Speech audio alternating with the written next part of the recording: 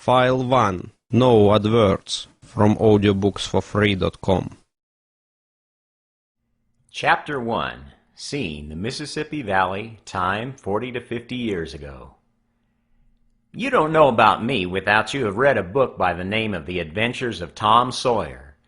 But that ain't no matter.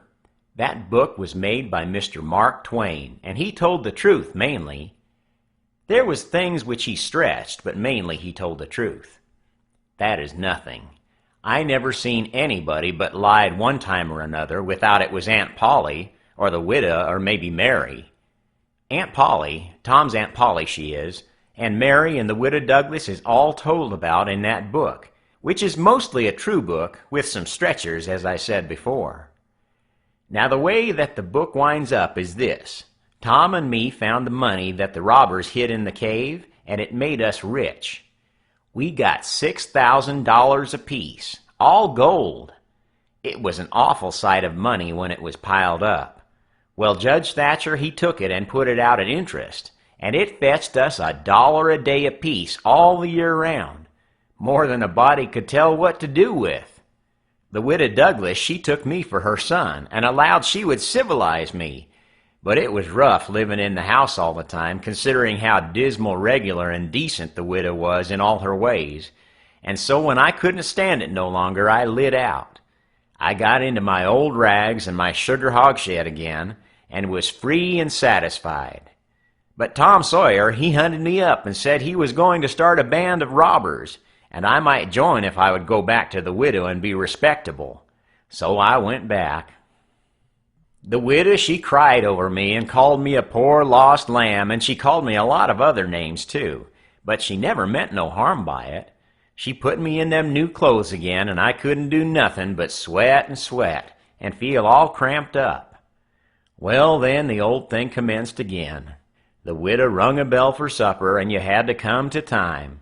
When you got to the table, you couldn't go right to eatin', but you had to wait for the widow to tuck down her head and grumble a little over the victuals, though there warn't really anything the matter with them. That is, nothing, only everything was cooked by itself. In a barrel of odds and ends, it is different. Things get mixed up, and the juice kind of swaps around, and the things go better. After supper, she got out her book and learned me about Moses and the bulrushers, and I was in a sweat to find out all about him. But by and by she let it out that Moses had been dead a considerable long time.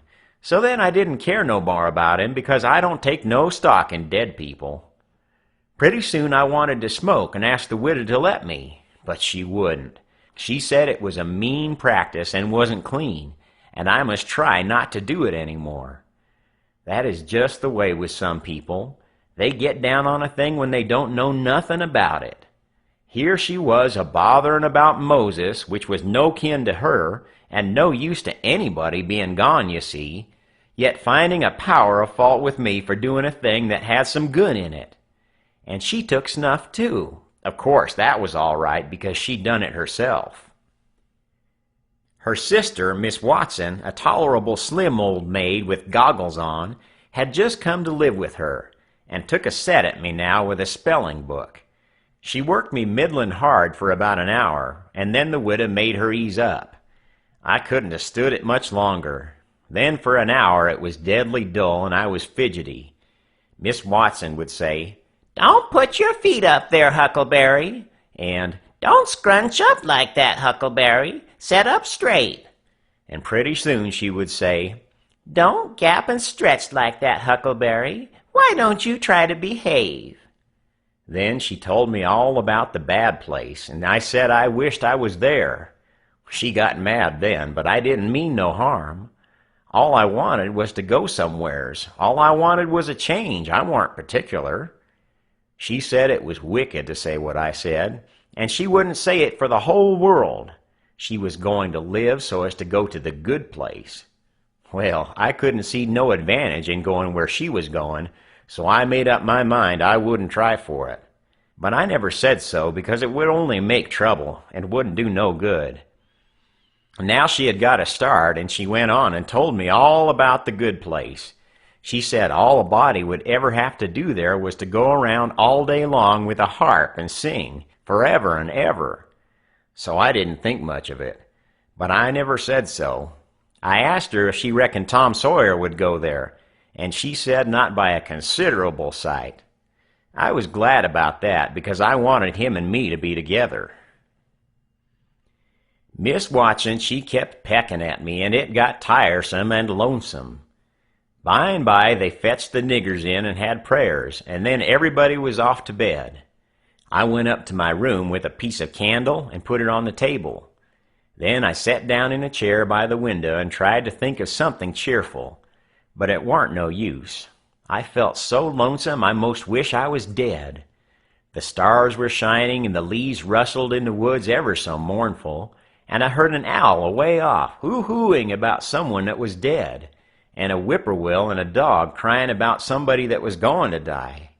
And the wind was trying to whisper something to me, and I couldn't make out what it was, and so it made the cold shivers run over me. Then, away out in the woods, I heard a kind of a sound that a ghost makes when it wants to tell about something that's on its mind, and can't make itself understood, and so can't rest easy in its grave, and has to go about that way every night grieving. I got so downhearted and scared I did wish I had some company. Pretty soon a spider went crawling up my shoulder, and I flipped it off, and it lit in the candle, and before I could budge it was all shriveled up. I didn't need anybody to tell me that that was an awful bad sign and would fetch me some bad luck, so I was scared and most shook the clothes off me.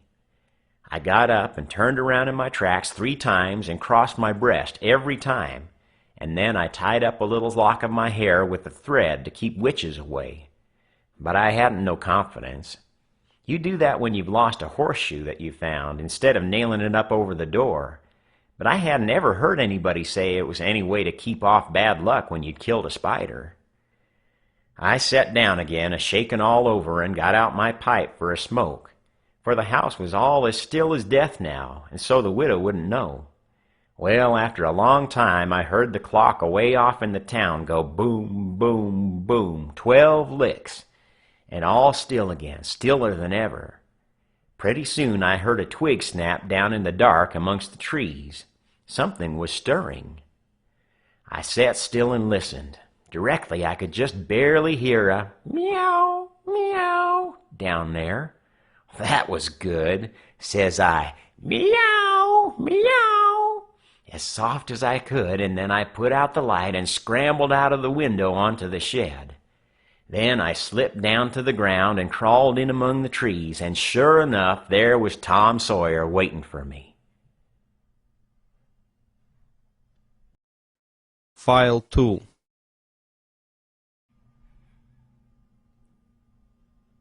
Chapter 2. We went tiptoeing along a path amongst the trees back towards the end of the widow's garden, stooping down so as the branches wouldn't scrape our heads. When we was passing by the kitchen, I fell over a root and made a noise. We scrouched down and laid still. Miss Watson's big nigger named Jim was setting in the kitchen door. We could see him pretty clear because there was a light behind him. He got up and stretched his neck out about a minute listening.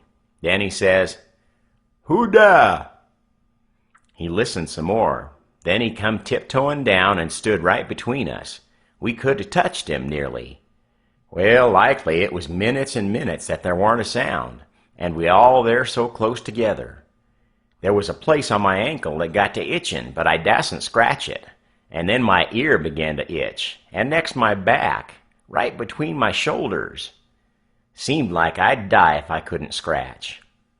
Well, I've noticed that thing plenty times since.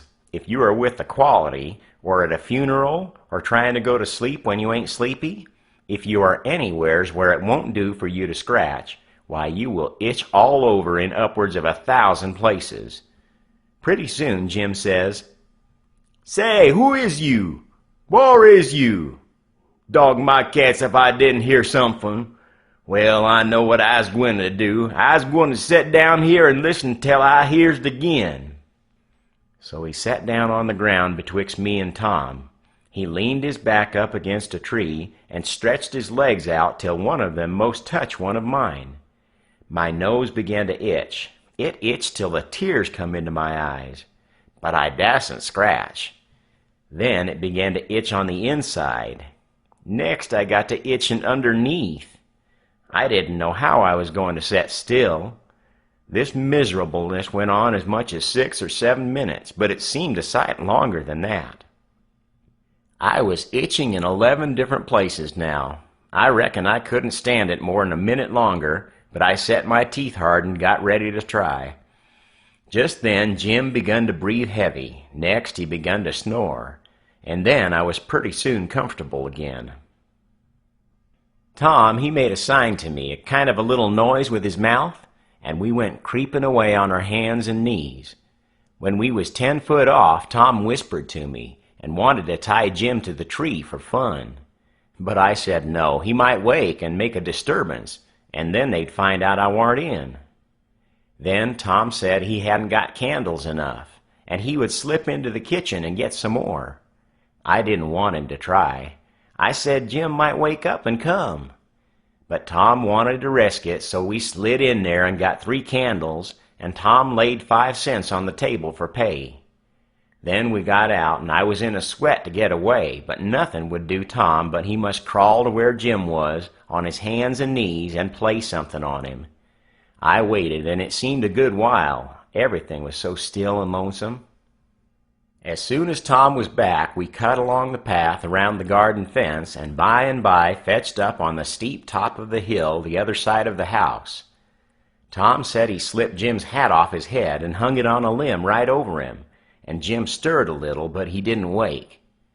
Afterwards, Jim said the witches bewitched him and put him in a trance, and rode him all over the state, and then set him under the trees again and hung his hat on a limb to show who done it. And next time Jim told it, he said that they rode him down to New Orleans, and after that, every time he told it, he spread it more and more, till by he said they rode him all over the world, and tired him most to death, and his back was all over saddle boils. Jim was monstrous proud about it, and he got so he wouldn't hardly notice the other niggers. Niggers would come miles to hear Jim tell about it, and he was more looked up to than any nigger in that country. Strange niggers would stand with their mouths open and look him all over, same as if he was a wonder. Niggers is always talking about witches in the dark by the kitchen fire, but whenever one was talking and letting on to know all about such things, Jim would happen in and say, what do you know about witches?" And that nigger was corked up and had to take a back seat. Jim always kept that 5-center piece round his neck with a string, and said it was a charm the devil give him with his own hands, and told him he could cure anybody with it and fetch witches whenever he wanted to, just by saying something to it. But he never told what it was he said to it. Niggers would come from all around there and give Jim anything they had, just for a sight of that 5-center piece. But they wouldn't touch it because the devil had had his hands on it. Jim was most ruined for a servant because he got stuck up on account of having seen the devil and been rode by witches.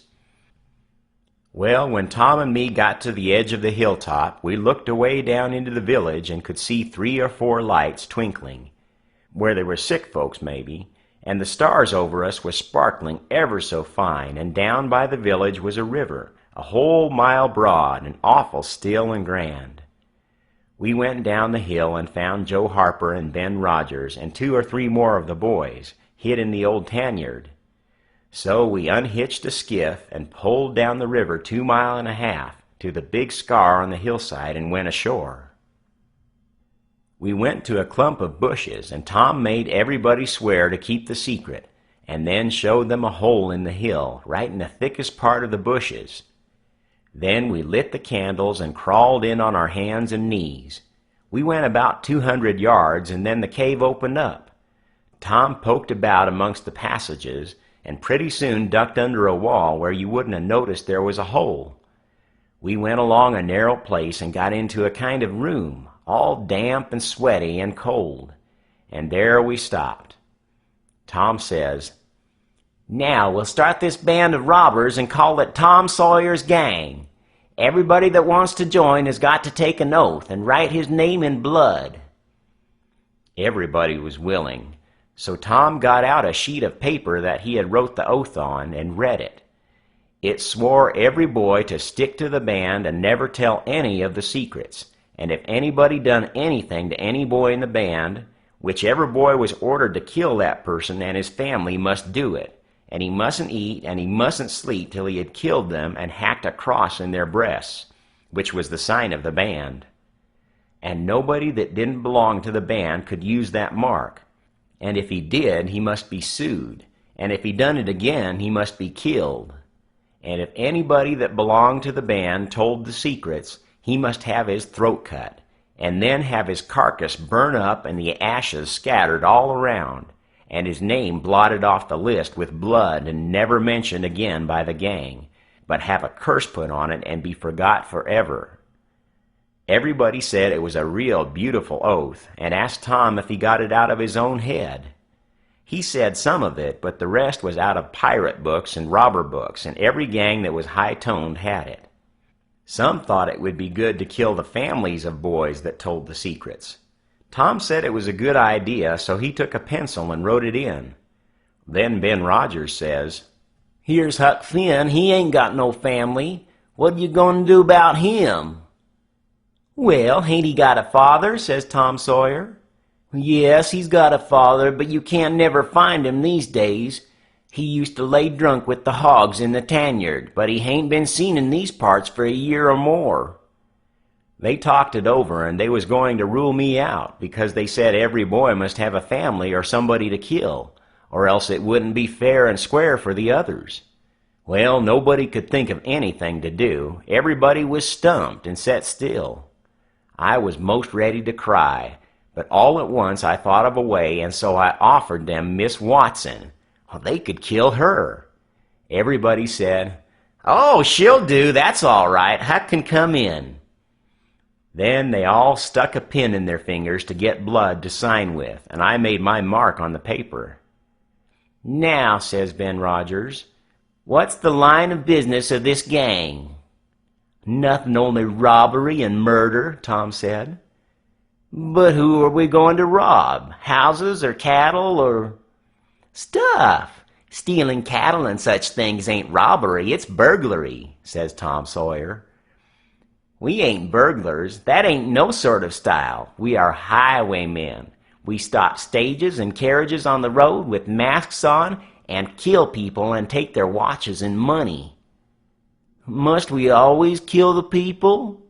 "Oh, certainly. It's best. Some authorities think different, but mostly it's considered best to kill them, except some that you bring to the cave here and keep them till they're ransomed." "Ransomed? What's that?" "Well, I don't know, but that's what they do. I seen it in books, and so of course that's what we've got to do." "But how can we do it if we don't know what it is?" "Why, blame it all, we got to do it. Don't I tell you it's in the books? Do you want to go doing different from what's in the books and get things all muddled up?" "Oh, that's all very fine to say, Tom Sawyer, but how in the nation are these fellows going to be ransomed if we don't know how to do it to them? That's the thing I want to get at. Now what do you reckon it is?" "Well, I don't know. But perhaps if we keep them till they're ransomed, it means that we keep them till they're dead." "Now, that's something like. That'll answer. Why couldn't you said that before? We'll keep them till they're ransomed to death, and a bothersome lot they'll be, too, eating up everything and always trying to get loose." "How you talk, Ben Rogers. How can they get loose when there's a guard over them, ready to shoot them down if they move a peg?" "A guard? Well, that is good. So somebody's got to set up all night and never get any sleep just so as to watch 'em? Well, I think that's foolishness. Why can't a body take a club and ransom them as soon as they get there?" "Because it ain't in the book, so that's why. Now, Ben Rogers, do you want to do things regular or don't you? That's the idea. Don't you reckon that the people that made the books know what's the correct thing to do? Do you reckon you can learn 'em anything? Not by a good deal. No, sir, we'll just go on and ransom them in the regular way." "All right, I don't mind, but I say it's a fool way anyhow. Say, do we kill the women too?" Well, Ben Rogers, if I was as ignorant as you, I wouldn't let on. Kill the women? No, nobody ever saw anything in the books like that. You fetch 'em to the cave, and you're always as polite as pie to them, and by they fall in love with you and never want to go home any more. Well, if that's the way I'm agreed, but I don't take no stock in it. Mighty soon we'll have the cave so cluttered up with women and fellows waiting to be ransomed that there won't be no place for the robbers. But go ahead, I ain't got nothing to say. Little Tommy Barnes was asleep now, and when they waked him up he was scared and cried, and said he wanted to go home to his ma and didn't want to be a robber anymore. So they all made fun of him and called him Crybaby, and that made him mad, and he said he would go straight and tell all the secrets. But Tom give him 5 cents to keep quiet and said we would all go home and meet next week and rob somebody and kill some people. Ben Rogers said he couldn't get out much, only Sundays, and so he wanted to begin next Sunday. But all the boys said it would be wicked to do it on Sunday, and that settled the thing. They agreed to get together and fix a day as soon as they could, and then we elected Tom Sawyer first captain and Joe Harper second captain of the gang, and so started home. I clumb up the shed and crept into my window just before day was breaking. My new clothes was all greased up and clayey, and I was dog-tired. File 3. Chapter 3. Well, I got a good going over in the morning from old Miss Watson on account of my clothes, but the widow, she didn't scold, but only cleaned off the grease and clay, and looked so sorry that I thought I would behave a while if I could. Then Miss Watson, she took me in the closet and prayed, but nothing came of it.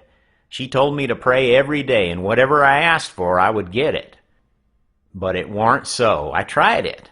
Once I got a fish line, but no hooks. It warn't any good to me without hooks. I tried for the hooks 3 or 4 times, but somehow I couldn't make it work. By and by one day I asked Miss Watson to try for me, but she said I was a fool. She never told me why, and I couldn't make it out no way. I sat down one time back in the woods and had a long think about it. I says to myself, if a body can get anything they pray for, why don't Deacon Wynn get back the money he lost on pork? Why can't the widow get back her silver snuff box that was stole? Why can't Miss Watson fat up? No, I says to myself, there ain't nothing in it. I went and told the widow about it, and she said that the thing a body could get by praying for it was spiritual gifts. That was too many for me, but she told me what she meant. I must help other people and do everything I could for other people, and look out for them all the time and never think about myself. This was including Miss Watson, as I took it. I went out in the woods and turned it over in my mind a long time, but I couldn't see no advantage about it, except for the other people. So at last I reckoned I wouldn't worry about it any more, but just let it go. Sometimes the widow would take me one side and talk about providence in a way to make a body's mouth water. But maybe next day Miss Watson would take hold and knock it all down again. I judged I could see that there was 2 providences, and a poor chap would stand considerable show with the widow's providence, but if Miss Watson's got him, there warn't no help for him any more. I thought it all out, and I reckoned I would belong to the widow's if he wanted me, though I couldn't make out how he was a-going to be any better off than what he was before, seeing I was so ignorant and so kind of low down and ornery. Pap, he hadn't been seen for more than a year, and that was comfortable for me. I didn't want to see him no more. He used to always whale me when he was sober and could get his hands on me, though I used to take to the woods most of the time when he was around. Well, about this time he was found in the river drownded, about 12 mile above town, so people said. They judged it was him anyway, said this drownded man was just his size, and was ragged and had uncommon long hair, which was all like Pap. But they couldn't make nothing out of the face because it had been in the water so long it warn't much like a face at all. They said he was floating on his back in the water. They took him and buried him on the bank. But I warn't comfortable long because I happened to think of something. I know mighty well that a drownded man don't float on his back, but on his face. So I knowed then that this warn't Pap, but a woman dressed up in a man's clothes. So I was uncomfortable again. I judged the old man would turn up again by and by, though I wished he wouldn't. We played robber now and then about a month, and then I resigned. All the boys did. We hadn't robbed nobody, hadn't killed any people, but only just pretended.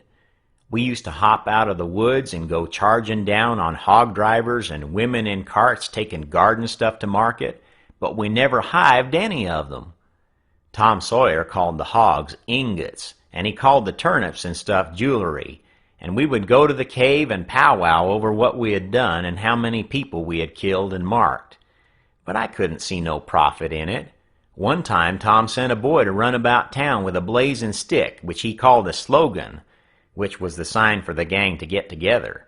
And then he said that he had got secret news by his spies that the next day a whole parcel of Spanish merchants and rich Arabs was going to camp in Cave Hollow with 200 elephants and 600 camels and over 1,000 sumpter mules, all loaded down with diamonds, and they didn't have only a guard of 400 soldiers, and so we would lay in ambuscade, as he called it, and kill the lot and scoop the things. He said we must slick up our swords and guns and get ready. He never could go after even a turnip cart, but he must have the swords and guns all scoured up for it, though they was only lath and broomsticks, and you might scour at them till you rotted, and then they weren't worth a mouthful of ashes more than what they was before. I didn't believe we could lick such a crowd of Spaniards and Arabs, but I wanted to see the camels and elephants, so I was on hand next day, Saturday, in the ambuscade. And when we got word, we rushed out of the woods and down the hill. But there warn't no Spaniards and Arabs, and there warn't no camels nor no elephants. It warn't anything but a Sunday school picnic, and only a primer class at that. We busted it up and chased the children up the hollow, but we never got anything but some doughnuts and jam, though Ben Rogers got a rag doll and Joe Harper got a hymn book and a tract. And then the teacher charged in and made us drop everything and cut. I didn't see no diamonds, and I told Tom Sawyer so. He said there was loads of them there anyway, and he said there was Arabs there too, and elephants and things. I said, why couldn't we see them then? He said if I weren't so ignorant but had read a book called Don Quixote, I would know without asking. He said it was all done by enchantment. He said there was hundreds of soldiers there, and elephants and treasure and so on, but we had enemies which he called magicians, and they had turned the whole thing into an infant Sunday school, just out of spite. I said, all right, then the thing for us to do was to go for the magicians.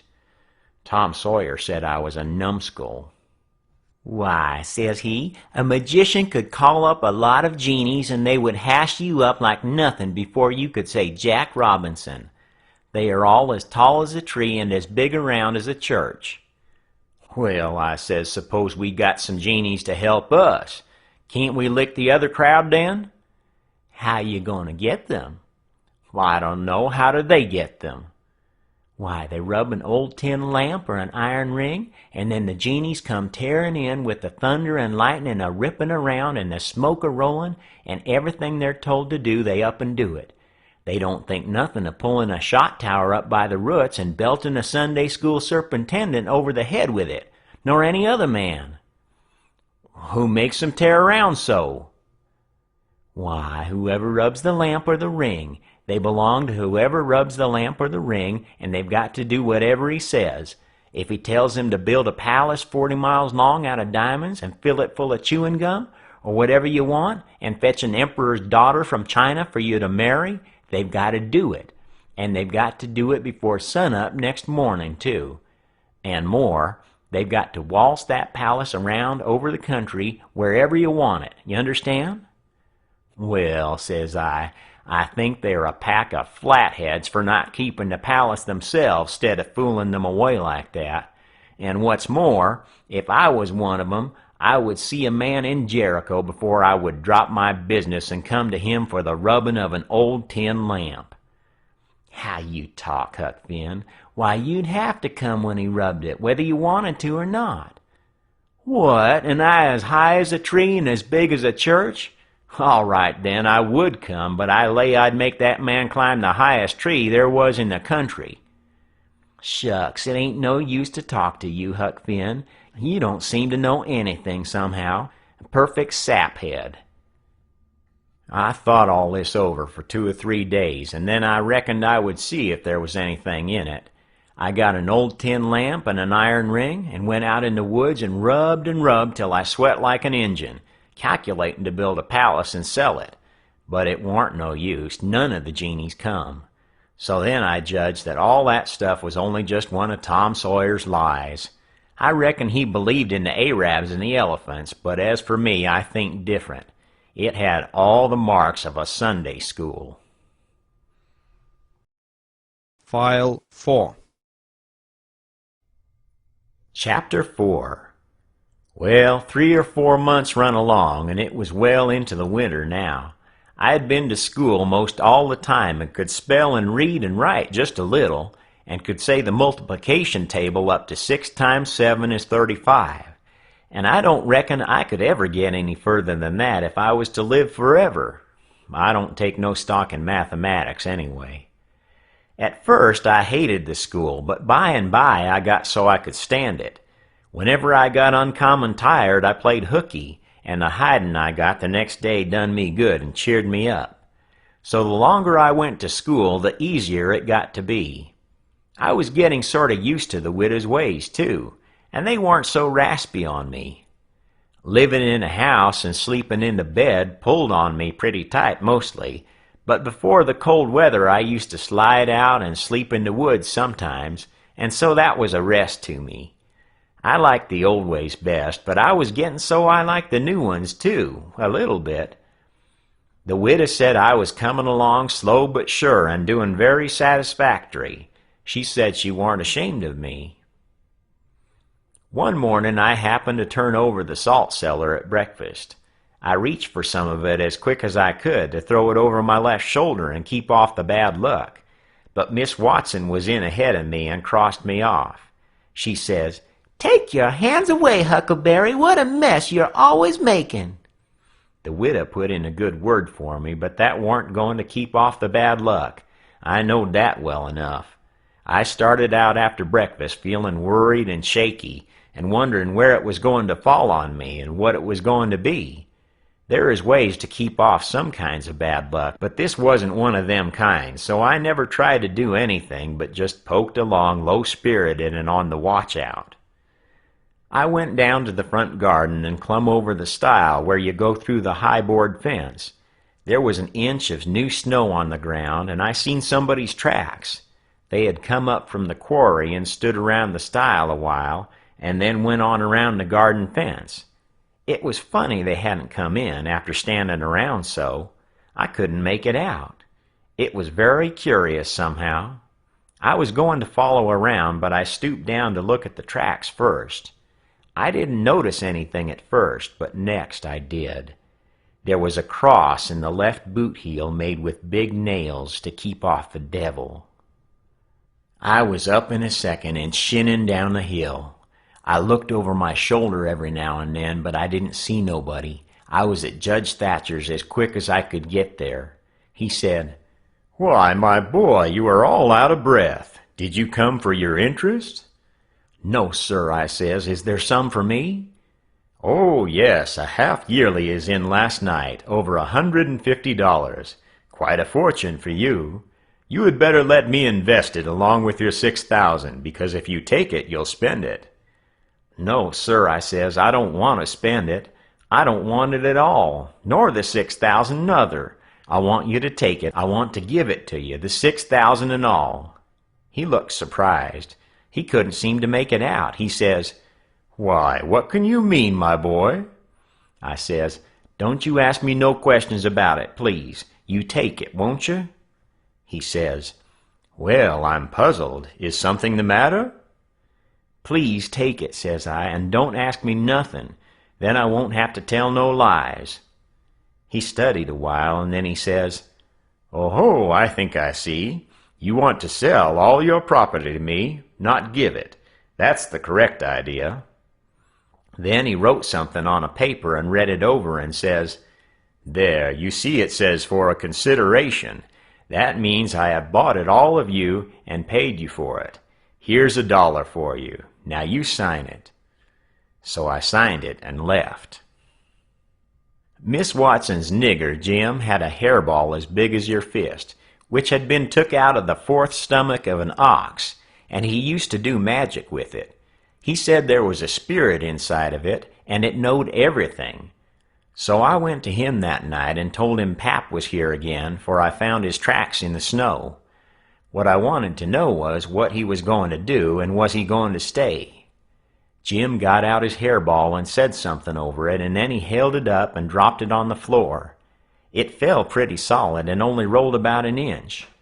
Jim tried it again and then another time, and it acted just the same.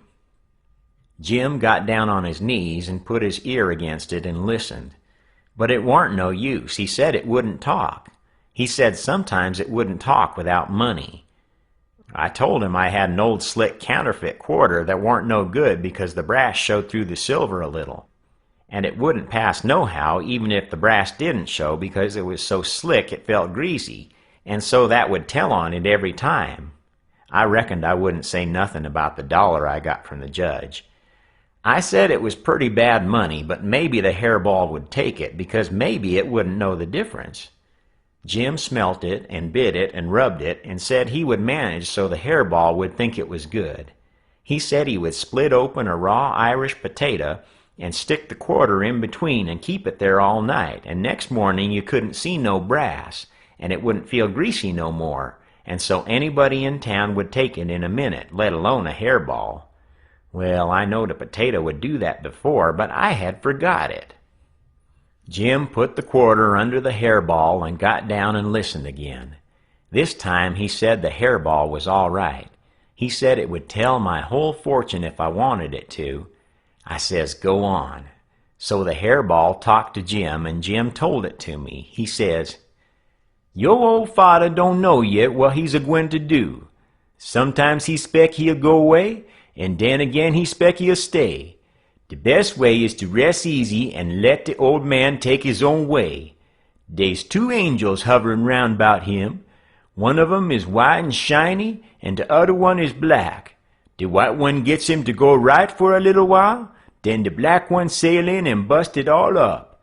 A body can't tell ya which one gwine to fetch him at the last.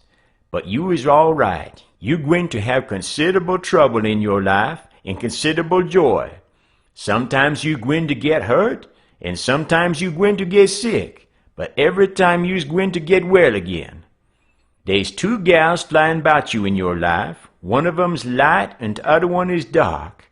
One is rich and the other is poor. You's gwine to marry the poor one first and the rich one by and by. You wants to keep way from the water as much as you can and don't run no risk, 'cause it's down in the bills that you's gwine to get hung." When I lit my candle and went up to my room that night, there sat Pap, his own self. File 5. Chapter 5. I had shut the door too. Then I turned around, and there he was. I used to be scared of him all the time. He tanned me so much. I reckoned I was scared now, too, but in a minute I see I was mistaken. That is, after the first jolt, as you may say, when my breath sort of hitched, he being so unexpected. But right away after, I see I warn't scared of him worth bothering about. He was most 50, and he looked it. His hair was long and tangled and greasy, and hung down, and you could see his eyes shining through like he was behind vines. It was all black, no gray. So was his long, mixed-up whiskers. There warn't no color in his face where his face showed. It was white. Not like another man's white, but a white to make a body sick. A white to make a body's flesh crawl. A tree-toad white, a fish-belly white. As for his clothes, just rags, that was all. He had one ankle resting on t'other knee. The boot on that foot was busted, and 2 of his toes stuck through, and he worked them now and then. His hat was laying on the floor, an old black slouch with the top caved in, like a lid. I stood a-looking at him. He sat there a-looking at me, with his chair tilted back a little. I set the candle down. I noticed the window was up, so he had clumb in by the shed. He kept a-looking me all over. By and by he says, "Starchy clothes, Very. You think you're a good deal of a big bug, don't you?" "Maybe I am, maybe I ain't," I says. "Don't you give me none of your lip," says he. "You put on considerable many frills since I've been away. I'll take you down a peg before I get done with you. You're educated, too, they say. Can read and write. You think you're better'n your father now, don't you? Because he can't. I'll take it out of you. Who told you you might meddle with such highfalutin foolishness, eh? Who told you could?" "The widow, she told me." "The widow, hey? And who told the widow she could put in her shovel about a thing that ain't none of her business?" "Nobody never told her." "Well, I'll learn her how to meddle. And looky here, you drop that school, you hear? I'll learn people to bring up a boy to put on airs over his own father and let on to be better'n what he is. You let me catch you fooling around that school again, you hear? Your mother couldn't read and she couldn't write nother 'fore she died. None of the family couldn't before they died. I can't. And here you a-swelling yourself up like this. I ain't the man to stand it, you hear? Say, let me hear you read." I took up a book and begun something about General Washington and the wars. When I'd read about half a minute, he fetched the book a whack with his hand and knocked it across the house. He says, "It's so, you can do it. I had my doubts when you told me. Now looky here, you stop that putting on frills. I won't have it. I'll lay for you, my smarty, and if I catch you about that school, I'll tan you good. First, you know, you'll get religion, too. I never seen such a son." He took up a little blue and yeller picture of some cows and a boy and says, "What's this?" "It's something they give me for learning my lessons good." He tore it up and says, "I give you something better. I give you a cowhide." He sat there a-mumbling and a-growling a minute, and then he says, "Ain't you a sweet-scented dandy, though? A bed and bedclothes and a looking-glass and a piece of carpet on the floor, and your own father got to sleep with the hogs in the tanyard. I never seen such a son. I bet I'll take some of these frills out of you before I'm done with you. Why, there ain't no end to your errors. They say you're rich, eh? How's that?" "They lie, that's how." "Looky here, mind how you talk to me. I'm a-standing about all I can stand now, so don't give me no sass. I've been in town 2 days, and I ain't heard nothing but about you being rich. I heard it all the way down the river, too. That's why I come. You get me that money tomorrow. I want it." "I ain't got no money." "It's a lie. Judge Thatcher's got it. You get it. I want it." "I ain't got no money, I tell you. You ask Judge Thatcher, and he'll tell you the same." "All right, I'll ask him, and I'll make him pungle, too, or I'll know the reason why. Say, how much you got in your pocket? I want it." "I ain't got only $1, and I want that to—" "It don't make no difference what you want it for. You just shell it out." He took it and bit it so's to see if it was good, and then he said he was going down to town to get some whiskey. Said he hadn't had a drink all day. When he had got out on the shed, he put his head in again and cussed me for putting on frills and trying to be better than him. And when I reckoned he was gone, he come back and put his head in again and told me to mind about that school, because he was going to lay for me and lick me if I didn't drop that. Next day he was drunk, and he went to Judge Thatcher's and bully-ragged him. I tried to make him give up the money, but he couldn't, and then he swore he'd make the law force him. The judge and the widow went to law to get the court to take me away from him and to let one of them be my guardian. But it was a new judge that had just come, and he didn't know the old man, so he said the courts mustn't interfere and separate families if they could help it.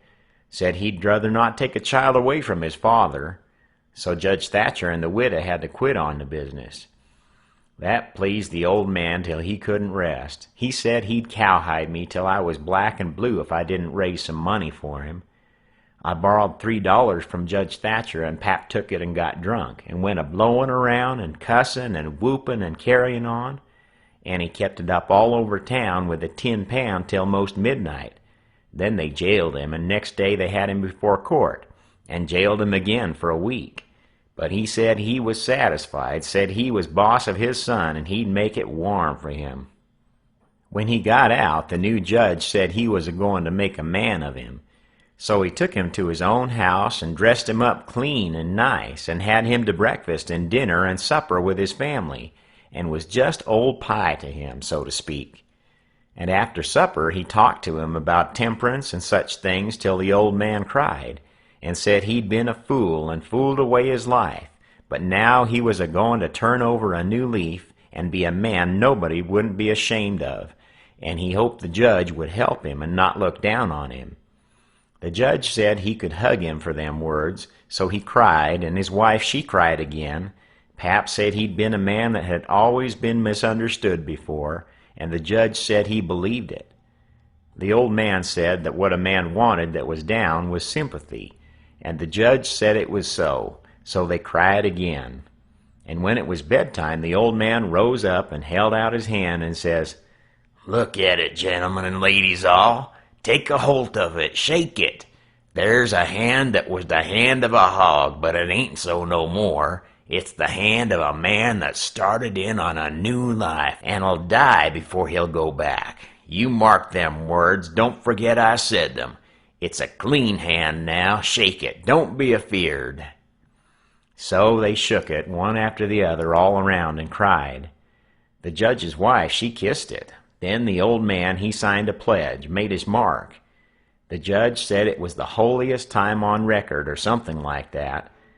Then they tucked the old man into a beautiful room, which was the spare room, and in the night sometime he got powerful thirsty and clumb out onto the porch roof and slid down a stanchion and traded his new coat for a jug of 40-rod and clumb back again and had a good old time.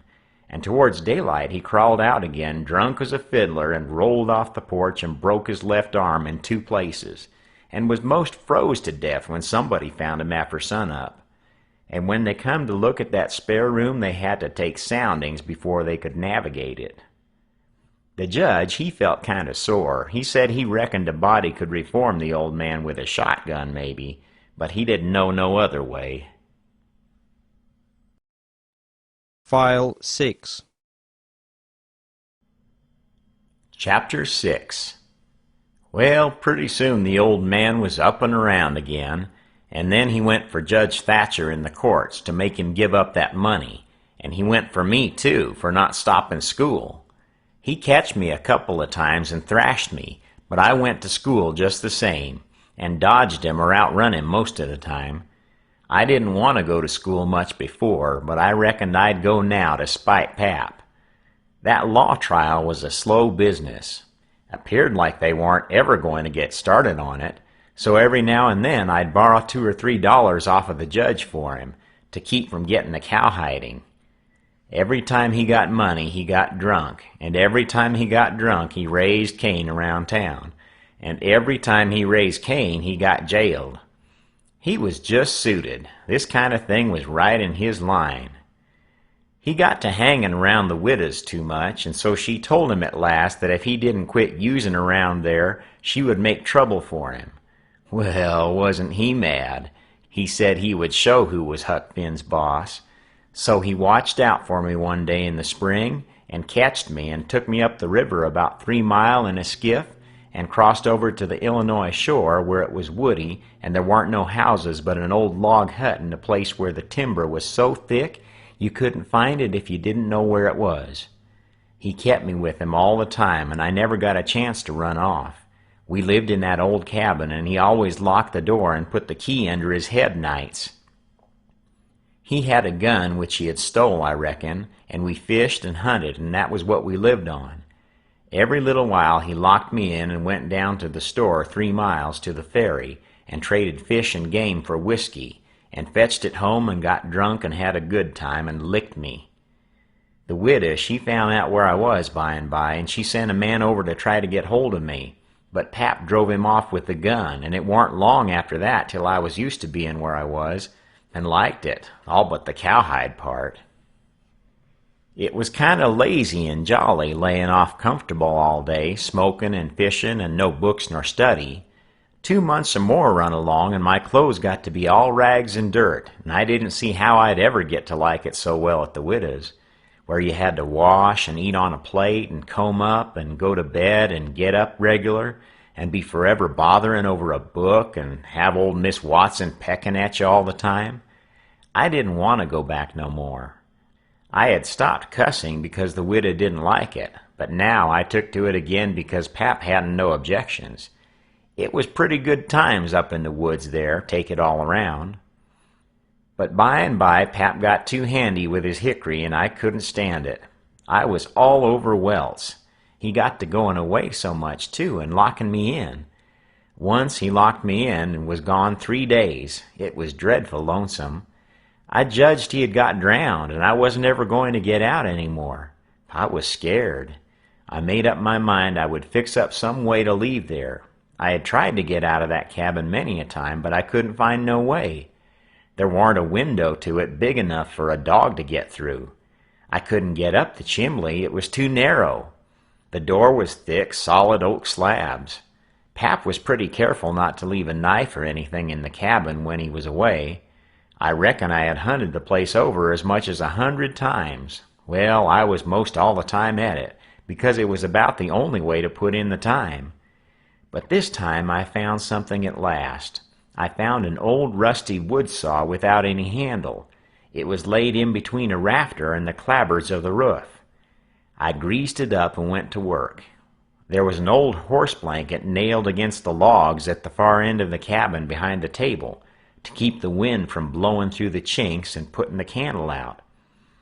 I got under the table and raised the blanket and went to work to saw a section of the big bottom log out, big enough to let me through. Well, it was a good long job, but I was getting toward the end of it when I heard Pap's gun in the woods. I got rid of the signs of my work and dropped the blanket and hid my saw, and pretty soon Pap come in. Pap warn't in a good humor, so he was his natural self. He said he was downtown and everything was going wrong. His lawyer said he reckoned he would win his lawsuit and get the money if they ever got started on the trial. But then there was ways to put it off a long time, and Judge Thatcher knew how to do it. And he said people allowed there be another trial to get me away from him, and to give me to the widow for my guardian. And they guessed it would win this time. This shook me up considerable, because I didn't want to go back to the widow's any more, and be so cramped up and civilized, as they called it. Then the old man got to cussing, and cussed everything and everybody he could think of, and then cussed them all over again to make sure he hadn't skipped any. And after that he polished off with a kind of a general cuss all round, including a considerable parcel of people which he didn't know the names of, and so called them what's-his-name when he had got to them, and went right along with his cussing. He said he would like to see the widow get me. He said he would watch out, and if they tried to come any such game on him, he knowed of a place 6 or 7 mile off to stow me in, where they might hunt till they dropped and they couldn't find me. That made me pretty uneasy again, but only for a minute. I reckoned I wouldn't stay on hand till he got that chance. The old man made me go to the skiff and fetch the things he had got. There was a 50-pound sack of cornmeal and a side of bacon, ammunition, and a 4-gallon jug of whiskey, and an old book and 2 newspapers for wadding, besides some tow. I toted up a load and went back and sat down on the bow of the skiff to rest. I thought it all over, and I reckoned I would walk off with the gun and some lines, and take to the woods when I run away. I guessed I wouldn't stay in one place, but just tramp right across the country, mostly night times, and hunt and fish to keep alive, and so get so far away that the old man nor the widow couldn't ever find me any more. I judged I would saw out and leave that night if Pap got drunk enough, and I reckoned he would. I got so full of it I didn't notice how long I was staying till the old man hollered and asked me whether I was asleep or drownded. I got the things all up to the cabin, and then it was about dark. While I was cooking supper, the old man took a swig or two and got sort of warmed up, and went to ripping again. He had been drunk over in town and laid in the gutter all night, and he was a sight to look at. A body would have thought he was Adam. He was just all mud. Whenever his liquor begun to work, he most always went for the government. This time he says, "Call this a government? Why, just look at it and see what it's like. Here's the law standing ready to take a man's son away from him, a man's own son, which he has had all the trouble and all the anxiety and all the expense of raising. Yes, just as that man has got that son raised at last and ready to go to work and begin to do something for him and give him a rest, the law up and goes for him. And they call that government? That ain't all nother. The law backs that old Judge Thatcher up and helps him to keep me out of my property. Here's what the law does. The law takes a man worth $6,000 and upwards and jams him into an old trap of a cabin like this and lets him go round in clothes that ain't fettin' for a hog. They call that government? A man can't get his rights in a government like this. Sometimes I've a mighty notion just to leave the country for good and all. Yes, and I told him so. I told old Thatcher so to his face. Lots of 'em heard me and can tell what I said. Says I, for 2 cents I'd leave the blame country and never come near it again. Them's the very words. I says, look at my hat, if you call it a hat. But the lid raises up and the rest of it goes down till it's below my chin, and then it ain't rightly a hat at all, but more like my head was shoved up through a junt of stovepipe. Look at it, says I, such a hat for me to wear, one of the wealthiest men in this town if I get my rights. Oh, yes, this is a wonderful government, wonderful. Why, looky here. There was a free nigger there from Ohio, a mulatto most as white as a white man. He had the whitest shirt on you ever see, too, and the shiniest hat. And there ain't a man in that town that's got as fine clothes as what he had. And he had a gold watch and chain and a silver-headed cane. The awfulest old gray-headed nabob in the state. And what do you think? They said he was a professor in a college and could talk all kinds of languages and knowed everything. And that ain't the worst. They said he could vote when he was at home. Well, that let me out. Thinks I, what is the country a-comin' to? It was 'lection day and I was just about to go and vote myself if I warn't too drunk to get there. But when they told me there was a state in this country where they'd let that nigger vote, I drawed out. I says I'll never vote again. Them's the very words I said. They all heard me, and the country may rot for all I care. I'll never vote again as long as I live. And to see the cool way of that nigger. Why, he wouldn't give me the road if I hadn't shoved him out of the way. I says to the people, why ain't this nigger put up at auction and sold? That's what I want to know. And what do you reckon they said? Why, they said he couldn't be sold till he'd been in the state 6 months, and he hadn't been there that long yet. There now, that's a specimen. They call that a government that can't sell a free nigger till he's been in the state 6 months? Here's a government that calls itself a government and lets on to be a government and thinks it is a government, and yet's got to set stock still for 6 whole months before it can take a hold of a prowling, thieving, infernal, white-shirted free nigger. And Pap was a-going on so he never noticed where his old limber legs was taking him to. So he went head over heels over the tub of salt pork and barked both shins, and the rest of his speech was all the hottest kind of language. Mostly hove at the nigger and the government, though he give the tub some, too, all along, here and there. He hopped around the cabin considerable, first on one leg and then on the other, holding first one shin and then the other one, and at last he let out with his left foot all of a sudden and fetched the tub a rattling kick. But it warn't good judgment, because that was the boot that had a couple of his toes leaking out of the front end of it.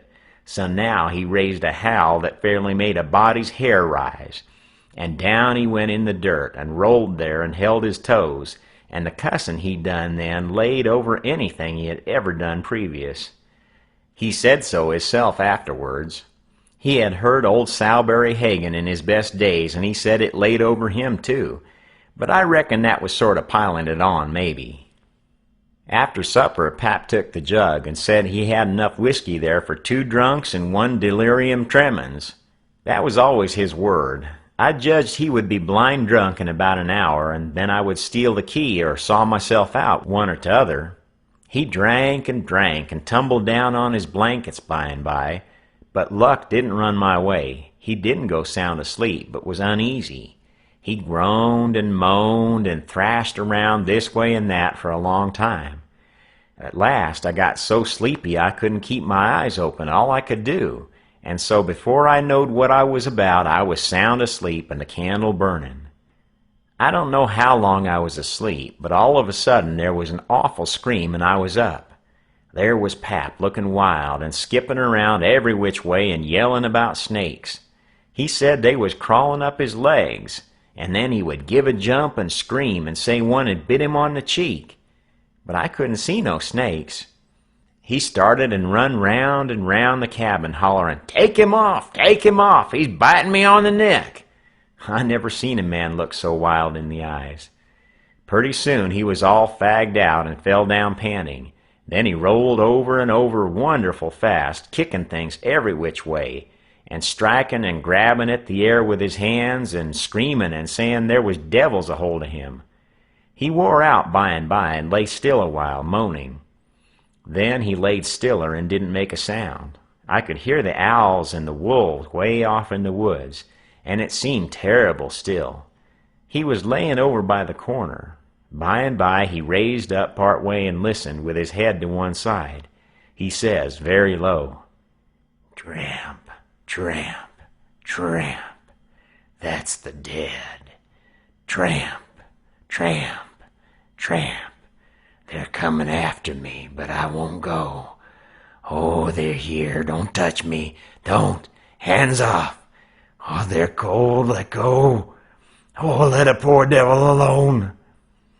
Then he went down on all fours and crawled off, begging them to let him alone, and he rolled himself up in his blanket and wallowed in under the old pine table, still a-begging, and then he went to crying. I could hear him through the blanket. By and by he rolled out and jumped up on his feet looking wild, and he see me and went for me. He chased me round and round the place with a clasp knife, calling me the angel of death and saying he would kill me, and then I couldn't come for him no more.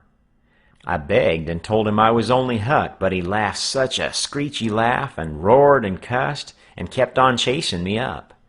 Once, when I turned short and dodged under his arm, he made a grab and got me by the jacket between my shoulders, and I thought I was gone, but I slid out of the jacket quick as lightning and saved myself. Pretty soon he was all tired out and dropped down with his back against the door and said he would rest a minute and then kill me. He put his knife under him and said he would sleep and get strong, and then he would see who was who. So he dozed off pretty soon. By and by I got the old spit-bottom chair and clumb up as easy as I could, not to make any noise, and got down the gun. I slipped the ramrod down it to make sure it was loaded. Then I laid it across the turnip barrel, pointing towards Pap, and sat down behind it to wait for him to stir. And how slow and still the time did drag along. File 7. Chapter 7. "Get up! What you 'bout?" I opened my eyes and looked around, trying to make out where I was. It was after sunup, and I had been sound asleep. Pap was standing over me, looking sour and sick, too. He says, "What you doing with this gun?" I judged he didn't know nothing about what he had been doing, so I says, "Somebody tried to get in, so I was laying for him." "Why didn't you roust me out?" "Well, I tried to, but I couldn't. I couldn't budge you." "Well, all right. Don't stand there palavering all day, but out with you and see if there's a fish on the lines for breakfast. I'll be along in a minute." He unlocked the door, and I cleared out up the river bank. I noticed some pieces of limbs and such things floating down, and a sprinkling of bark, so I knowed the river had begun to rise. I reckoned I would have great times now if I was over at the town. The June rise used to be always luck for me, because as soon as that rise begins, here comes cordwood floating down and pieces of log grass, sometimes a dozen logs together, so all you have to do is catch them and sell them to the wood yards and the sawmill. I went along up the bank with one eye out for Pap and t'other one out for what the rise might fetch along. Well, all at once here comes a canoe, just a beauty too, about 13 or 14 feet long, riding high like a duck. I shot head first off the bank like a frog, clothes and all on, and struck out for the canoe. I just expected there'd be somebody laying down in it, because people often done that to fool folks, and when a chap had pulled a skiff out most to it, they'd raise up and laugh at him. But it warn't so this time. It was a drift canoe, sure enough, and I clumb in and paddled her ashore.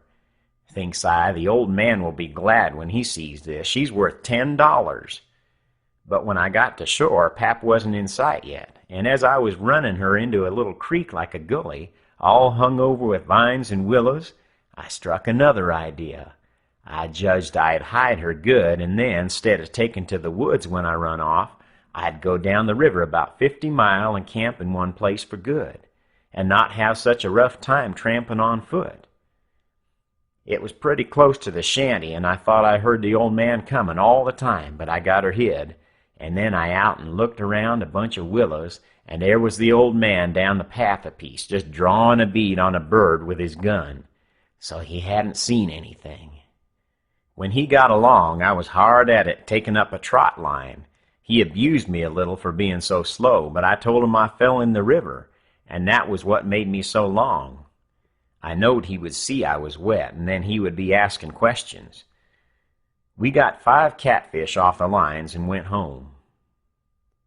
While we laid off after breakfast to sleep up, both of us being about wore out, I got to thinking that if I could fix up some way to keep Pap and the widow from trying to follow me, it would be a certainer thing than trusting to luck to get far enough off before they missed me.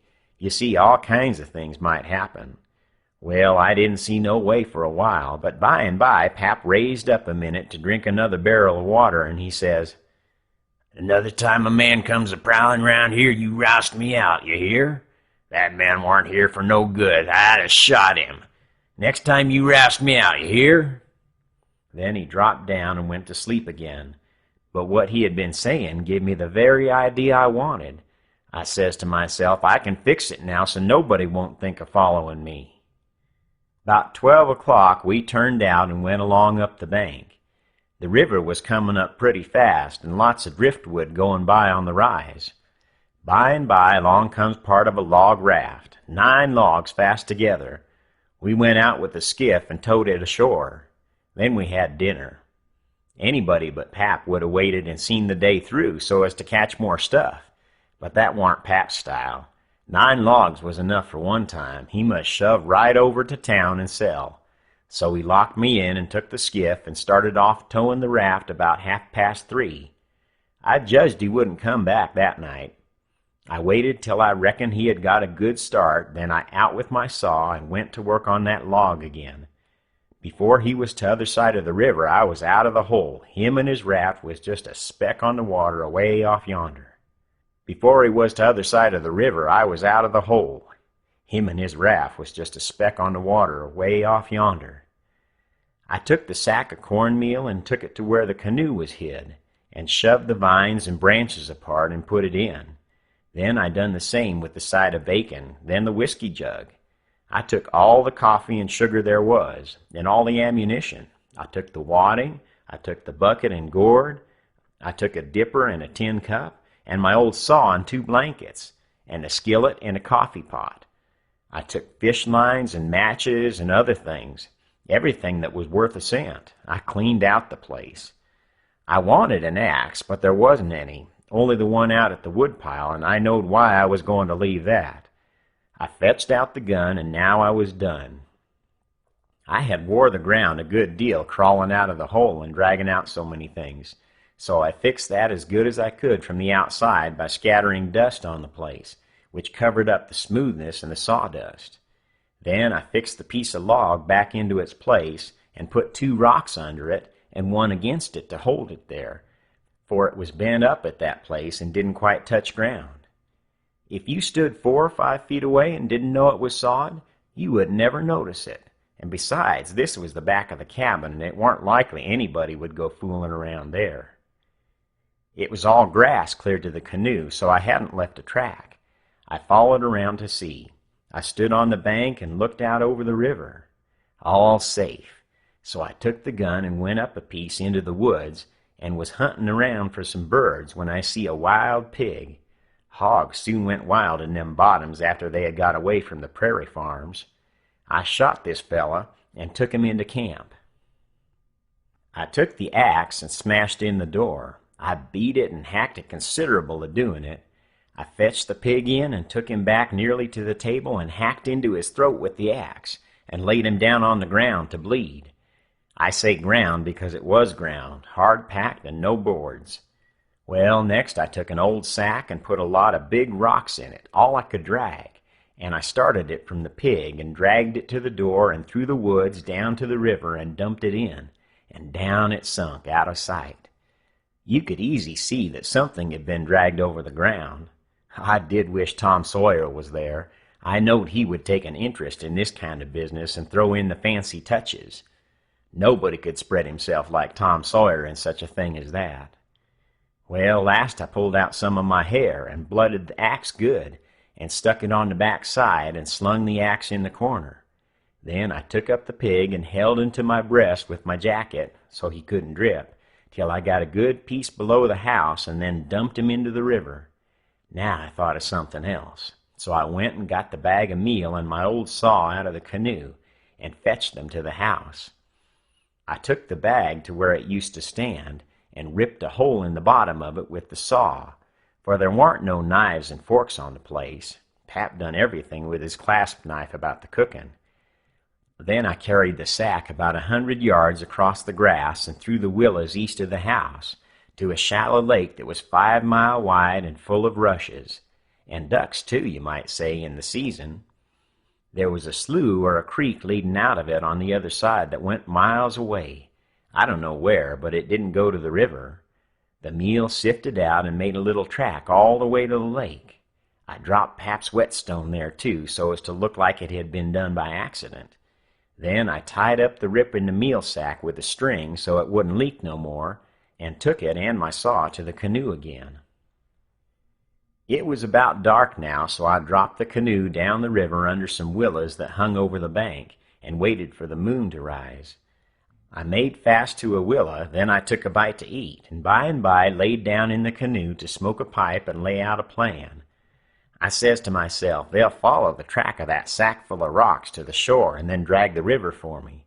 And they'll follow that meal track to the lake and go browsing down the creek that leads out of it to find the robbers that killed me and took the things. They won't ever hunt the river for anything but my dead carcass. They'll soon get tired of that and won't bother no more about me. All right, I can stop anywhere I want to. Jackson's Island is good enough for me. I know that island pretty well, and nobody ever comes there. And then I can paddle over to town nights and slink around and pick up things I want.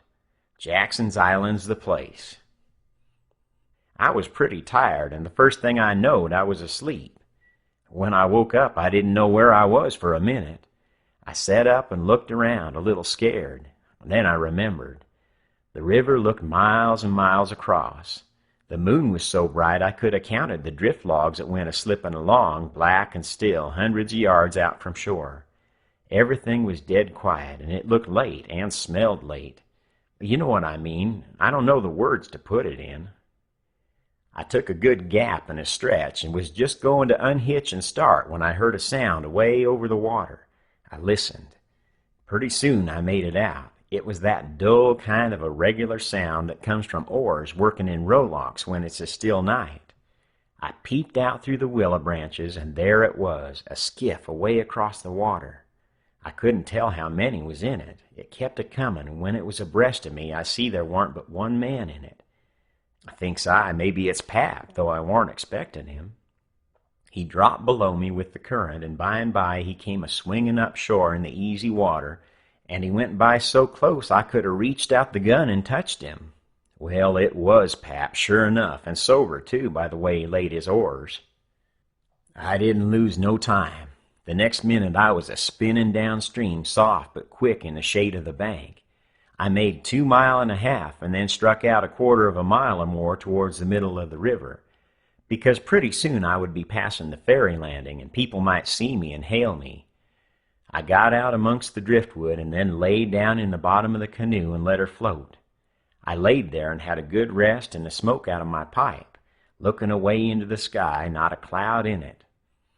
The sky looks ever so deep when you lay down on your back in the moonshine. I never knowed it before. And how far a body can hear on the water such nights. I heard people talking at the ferry landing. I heard what they said, too, every word of it. One man said it was getting towards the long days and the short nights now. T'other one said this warn't one of the short nights, he reckoned. And then he laughed, and he said it over again, and they laughed again. And then they waked up another fella and told him and laughed. But he didn't laugh. He ripped out something brisk and said let him alone. The first fella said he 'lowed to tell it to his old woman. She would think it was pretty good, but he said that warn't nothing to some things he had said in his time. I heard one man say it was nearly 3 o'clock, and he hoped daylight wouldn't wait more than about a week longer. After that, the talk got further and further away, and I couldn't make out the words any more, but I could hear the mumble, and now and then a laugh, too, but it seemed a long ways off. I was away below the ferry now. I rose up, and there was Jackson's Island, about 2 miles and a half downstream, heavy timbered and standing up out of the middle of the river, big and dark and solid, like a steamboat without any lights. There weren't any signs of the bar at the head. It was all under water now. It didn't take me long to get there. I shot past the head at a ripping rate, the current was so swift, and then I got into the dead water and landed on the side toward the Illinois shore. I run the canoe into a deep dent in the bank that I knowed about. I had to part the willow branches to get in, and when I made fast, nobody could have seen the canoe from the outside. I went up and sat down on a log at the head of the island and looked out on the big river and the black driftwood and away over to the town, 3 miles away, where there was 3 or 4 lights twinkling. A monstrous big lumber raft was about a mile upstream, coming along down with a lantern in the middle of it. I watched it come creeping down, and when it was most abreast of where I stood, I heard a man say, "Stern oars there! Heave her head to starboard!" I heard that just as plain as if the man was by my side. There was a little gray in the sky now, so I stepped into the woods and lay down for a nap before breakfast. File 8. Chapter 8. The sun was up so high when I waked that I judged it was after 8 o'clock. I laid there in the grass and the cool shade thinking about things and feeling rested and rather comfortable and satisfied. I could see the sun out at 1 or 2 holes, but mostly it was big trees all about, and gloomy in there amongst them. There was freckled places on the ground where the light sifted down through the leaves, and the freckled places swapped about a little, showing there was a little breeze up there. A couple of squirrels sat on a limb and jabbered at me very friendly. I was powerful lazy and comfortable, didn't want to get up and cook breakfast. Well, I was dozing off again when I thinks I hears a deep sound of boom away up the river. I rouses up and rests on my elbow and listens. Pretty soon I hears it again. I hopped up and went and looked out at a hole in the leaves, and I see a bunch of smoke laying on the water a long ways up, about abreast the ferry. And there was the ferry boat full of people floating along down. I knowed what was the matter now. Boom! I see the white smoke squirt out of the ferry boat's side. You see, they was firing cannon over the water, trying to make my carcass come to the top. I was pretty hungry, but it warn't going to do for me to start a fire, because they might see the smoke. So I sat there and watched the cannon smoke and listened to the boom. The river was a mile wide there, and it always looked pretty on a summer morning, so I was having a good enough time seeing them hunt for my remainders, if only I had a bite to eat. Well, then I happened to think how they always put quicksilver in loaves of bread and float them off, because they always go right to the ground carcass and stop there. So, says I'll keep a lookout, and if any of them's floating around after me, I'll give them a show. I changed to the Illinois edge of the island to see what luck I could have, and warn't disappointed. A big double loaf come along, and I most got it with a long stick, but my foot slipped, and she floated out further. Of course, I was where the current set in the closest to the shore. I knowed enough for that. But by and by along comes another one, and this time I won. I took out the plug and shook out the little dab of quicksilver and set my teeth in. It was baker's bread, what the quality eat, none of your low-down corn pone. I got a good place amongst the leaves and sat there on a log, munching the bread and watching the ferry boat, and very well satisfied. And then something struck me. I says, now I reckon the widow or the parson or somebody prayed that this bread would find me, and here it has gone and done it. So there ain't no doubt but there is something in that thing. That is, there's something in it when a body like the widow or the parson prays. But it don't work for me, and I reckon it don't work for only just the right kind. I lit a pipe and had a good long smoke and went on watching. The ferry boat was floating with the current, and I allowed I'd have a chance to see who was aboard when she came along, because she would come in close, where the bread did. When she'd got pretty well along down towards me, I put out my pipe and went to where I fished out the bread and laid down behind a log on the bank in a little open place. Where the log forked, I could peep through. By and by she come along, and she drifted in so close that they could have run a plank and walked ashore. Most everybody was on the boat. Pap and Judge Thatcher and Bessie Thatcher and Joe Harper and Tom Sawyer and his old Aunt Polly and Sid and Mary and plenty more. Everybody was talking about the murder, but the captain broke in and says, "Look sharp now, the current sets in the closest here, and maybe he's washed ashore and got tangled amongst the brush at the water's edge. I hope so, anyway." I didn't hope so. They all crowded up and leaned over the rails nearly in my face and kept still, watching with all their might. I could see them first rate, but they couldn't see me. Then the captain sung out, "Stand away!" And the cannon let off such a blast right before me that it made me deaf with the noise and pretty near blind with the smoke, and I judged I was gone. If they'd had some bullets in, I reckon they'd got the corpse they was after. Well, I see I warn't hurt, thanks to goodness. The boat floated on and went out of sight around the shoulder of the island. I could hear the booming now and then, further and further off, and by, after an hour, I didn't hear it no more. The island was 3 miles long. I judged they had got to the foot and was giving it up. But they didn't yet a while. They turned around the foot of the island and started up the channel on the Missouri side, under steam and booming once in a while as they went. I crossed over to that side and watched them. When they got abreast the head of the island, they quit shooting and dropped over to the Missouri shore and went home to the town. I knowed I was all right now. Nobody else would come a-hunting after me. I got my traps out of the canoe and made me a nice camp in the thick woods. I made a kind of tent out of my blankets to put my things under so the rain couldn't get at them. I catched a catfish and haggled him open with my saw, and towards sundown I started my campfire and had supper. Then I set out a line to catch some fish for breakfast. When it was dark, I set my campfire smoking and feeling pretty well satisfied, but by and by it got sort of lonesome, and so I went and sat on the bank and listened to the current swashing along, and counted the stars and drift logs and rafts that come down, and then went to bed. There ain't no better way to put in time when you're lonesome. You can't stay so, you soon get over it. And so for 3 days and nights, no difference, just the same thing. But the next day I went exploring around down through the island. I was boss of it. It all belonged to me, so to say, and I wanted to know all about it. But mainly I wanted to put in the time. I found plenty strawberries, ripe and prime, and green summer grapes and green raspberries, and the green blackberries was just beginning to show.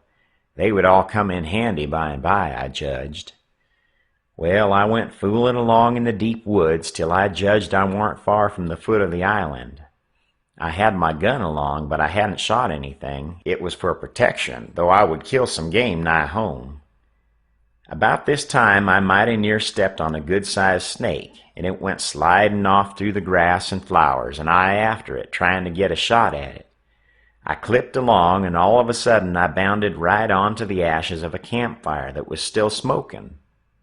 My heart jumped up amongst my lungs. I never waited for to look further, but uncocked my gun and went sneaking back on my tiptoes as fast as ever I could. Every now and then I stopped a second amongst the thick leaves and listened, but my breath come so hard I couldn't hear nothing else. I slung along another piece further and then listened again, and so on and so on. If I see a stump, I took it for a man. If I trod on a stick and broke it, it made me feel like a person had cut one of my breaths in two, and I only got half, and the short half too. When I got to camp, I warn't feeling very brash, and there warn't much sand in my craw, but I says, this ain't no time to be fooling around. So I got all my traps into my canoe again so as to have them out of sight, and I put out the fire and scattered the ashes around to look like an old last year's camp, and then clumb a tree. I reckon I was up in the tree 2 hours, but I didn't see nothing. I didn't hear nothing. I only thought I heard and seen as much as 1,000 things. Well, I couldn't stay up there forever, so at last I got down, but I kept in the thick woods and on the lookout all the time. All I could get to eat was berries and what was left over from breakfast. By the time it was night, I was pretty hungry. So when it was good and dark, I slid out from shore before moonrise and paddled over to the Illinois bank, about 1/4 of a mile. I went out in the woods and cooked a supper, and I had about made up my mind I would stay there all night when I hear a plunkety-plunk, plunkety-plunk, and says to myself, horses coming, and next I hear people's voices. I got everything into the canoe as quick as I could, and then went creeping through the woods to see what I could find out. I hadn't got far when I hear a man say, "We better camp here if we can find a good place. The horses is about beat out. Let's look around." I didn't wait, but shoved out and paddled away easy. I tied up in the old place and reckoned I would sleep in the canoe. I didn't sleep much. I couldn't somehow for thinking, and every time I waked up I thought somebody had me by the neck, so the sleep didn't do me no good. By and by I says to myself, I can't live this way. I'm a-going to find out who it is that's here on the island with me. I'll find it out or bust. Well, I felt better right off.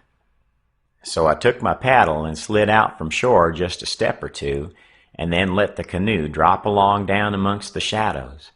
The moon was shining, and outside of the shadows it made most as light as day.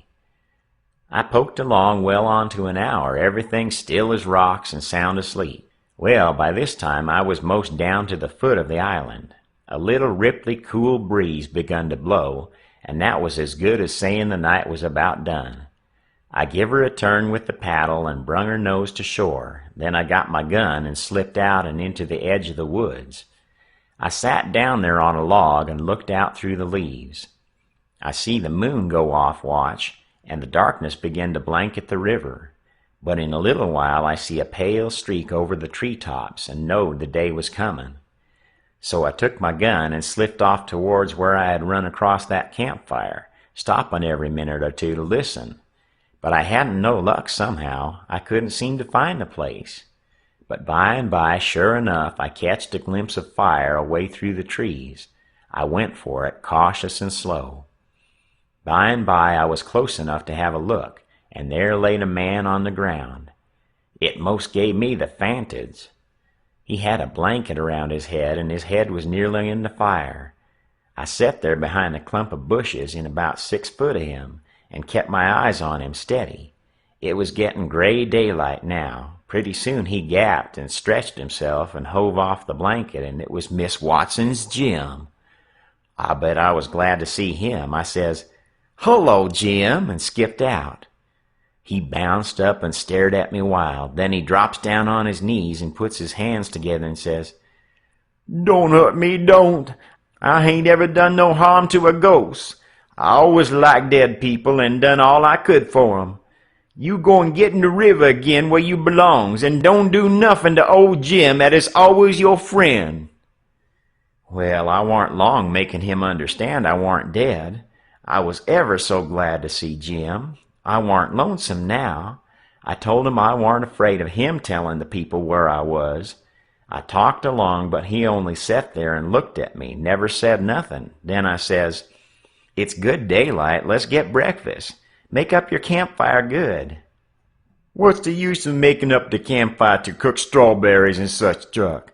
But you got a gun, ain't you? Then we can get something better than strawberries." "Strawberries and such truck," I says. "Is that what you live on?"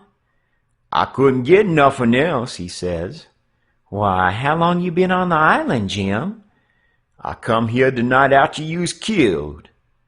"What, all that time?" "Yes, deedy." "And ain't you had nothing but that kind of rubbish to eat?"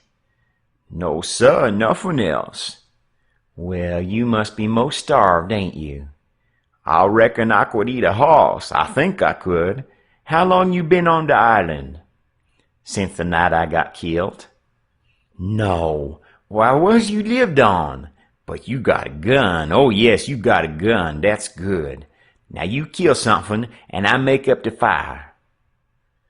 So we went over to where the canoe was, and while he built a fire in a grassy open place amongst the trees, I fetched meal and bacon and coffee pot and frying pan, and sugar and tin cups, and the nigger was set back considerable, because he reckoned it was all done with witchcraft. I catched a good big catfish, too, and Jim cleaned him with his knife and fried him. When breakfast was ready, we lolled on the grass and eat it smoking hot. Jim laid in with all his might, for he was most about starved. Then, when we had got pretty well stuffed, we laid off and lazied. And by Jim says, "But looky here, Huck, who was it that is killed in that shanty if it warn't you?" Then I told him the whole thing, and he said it was smart. He said Tom Sawyer couldn't get up to no better plan than what I had. Then I says, "How do you come to be here, Jim, and how'd you get here?" He looked pretty uneasy and didn't say nothing for a minute. Then he says, "Maybe I better not tell." "Why, Jim?" "Well, there's reasons, but you wouldn't tell on me if I was to tell you, would you, Huck?" "Blamed if I would, Jim." "Well, I believe you, Huck. I run off." "Jim!" "But mind, you say you wouldn't tell. You know you say you wouldn't tell, Huck." "Well, I did. I said I wouldn't, and I'll stick to it. Honest Injun, I will. People would call me a low-down abolitionist and despise me for keeping mum, but that don't make no difference. I ain't a-going to tell, and I ain't a-going back there anyways. So now let's know all about it." "Well, you see, it is this way.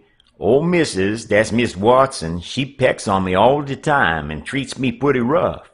But she always said she wouldn't sell me down to Orleans.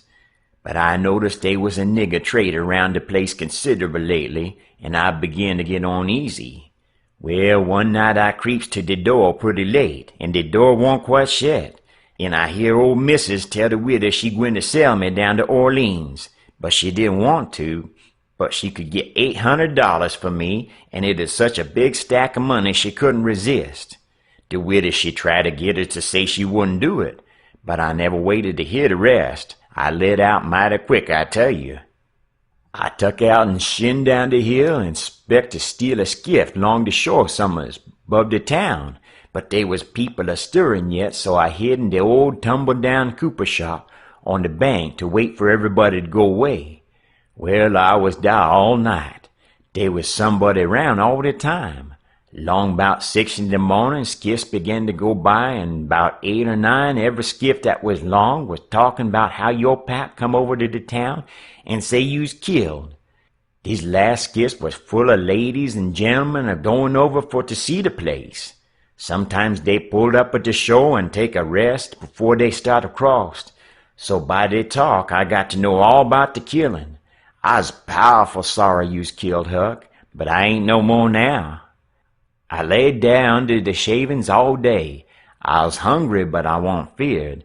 because I knowed old missus and the widow was going to start to the camp meeting right after breakfast and be gone all day, and they knows I goes off with the cattle about daylight, so they wouldn't expect to see me round the place, and so they wouldn't miss me till after dark in the evening. The other servants wouldn't miss me, 'cause they shin out to take a holiday soon as the old folks is out the way. Well, when it come dark, I tuck out up the river road, and went 'bout 2 mile or more to where they warn't no houses. I'd made up my mind 'bout what I was going to do. You see, if I kept on trying to get away afoot, the dogs would track me. If I stole a skiff to cross over, they'd miss that skiff, you see, and they'd know 'bout where I'd land on the other side, and where to pick up my track. So I says a raft is what I's arter. It don't make no track.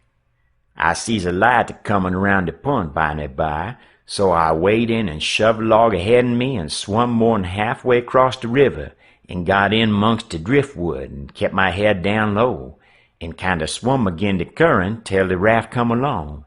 Then I swum to the stern of it and tuck a hold. It clouded up and is pretty dark for a little while, so I clumb up and laid down on the planks. The men is all way yonder in the middle where the lantern was.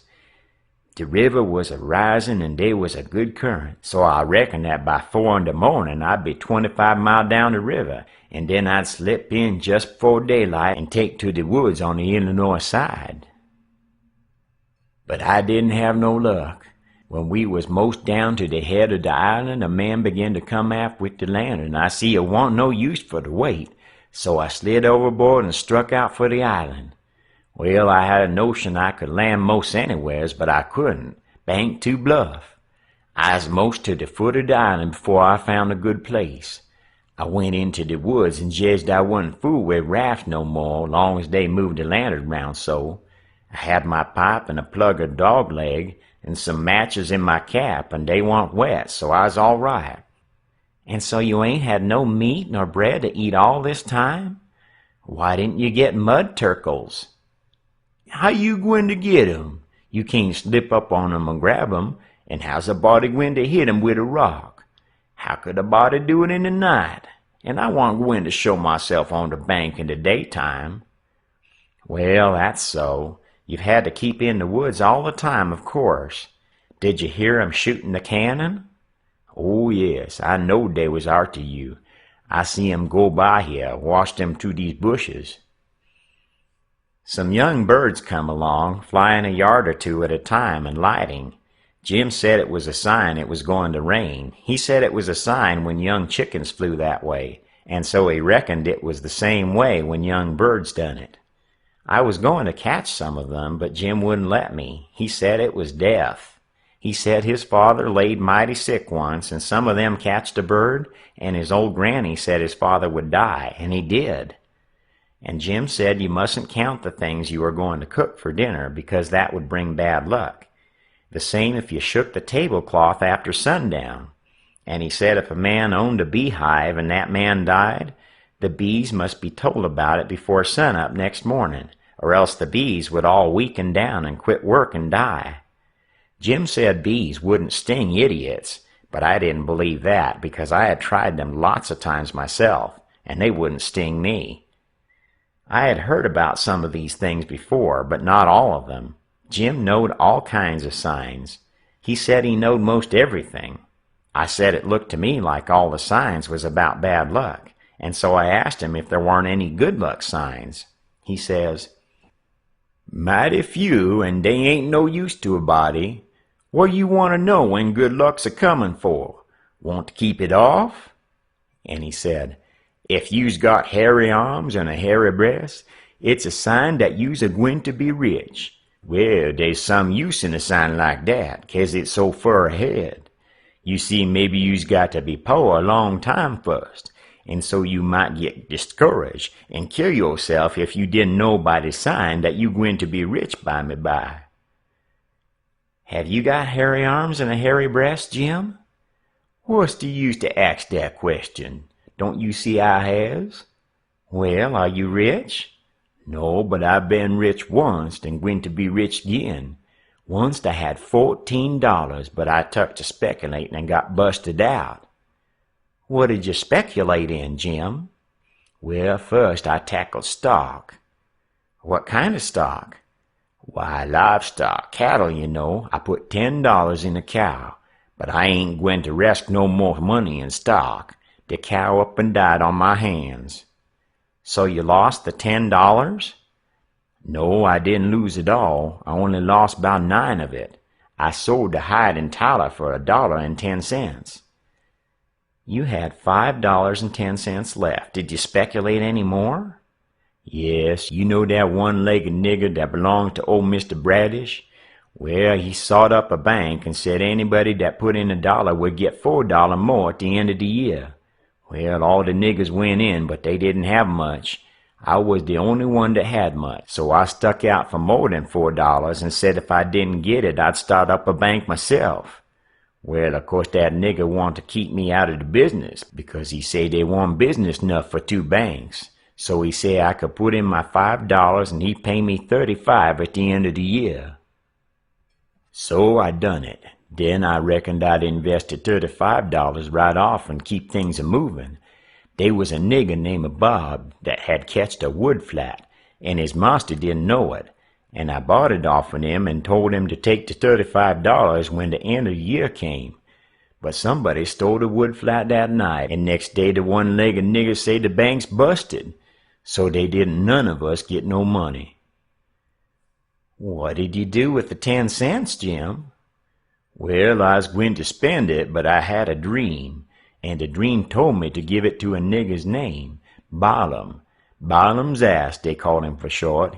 He's one of them chuckleheads, you know, but he's lucky, they say, and I see I want lucky. The dream say let Balaam invest the 10 cents and he'd make a raise for me. Well, Balaam, he took the money, and when he was in church, he heard the preacher say that whoever give to the poor lend to the Lord, and bound to get him money back 100 times. So Balaam, he tuck and give the 10 cents to the poor, and laid low to see what was going to come of it. Well, what did come of it, Jim? Nothing never come of it. I couldn't manage to collect that money no way, and Balaam, he couldn't. I ain't going to lend no more money doubt I see the security. Bound to get your money back 100 times, the preacher says. If I could get the 10 cents back, I'd call it square and be glad of the chance. Well, it's all right anyway, Jim, long as you're going to be rich again sometime or other. Yes, and I's rich now, come to look at it. I owns myself, and I's worth $800. I wished I had the money, and I wouldn't want no more. File 9. Chapter 9. I wanted to go and look at a place right about the middle of the island that I'd found when I was exploring. So we started and soon got to it, because the island was only 3 miles long and 1/4 of a mile wide. This place was a tolerable long, steep hill or ridge about 40 foot high. We had a rough time getting to the top. The sides was so steep and the bushes so thick. We tramped and clumb around all over it, and by found a good big cavern in the rock, most up to the top on the side towards Illinois. The cavern was as big as 2 or 3 rooms bunched together, and Jim could stand up straight in it. It was cool in there. Jim was for putting our traps in there right away, but I said we didn't want to be climbing up and down there all the time. Jim said if we had the canoe hidden a good place and had all the traps in the cavern, we could rush there if anybody was to come to the island, and they would never find us without dogs. And besides, he said them little birds had said it was going to rain, and did I want the things to get wet? So we went back and got the canoe and paddled up abreast the cavern and lugged all the traps up there. Then we hunted up a place close by to hide the canoe in, amongst the thick willows. We took some fish off the lines and set them again, and begun to get ready for dinner.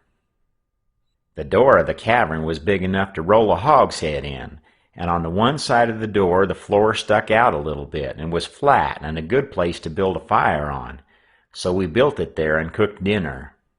We spread the blankets inside for a carpet and eat our dinner in there.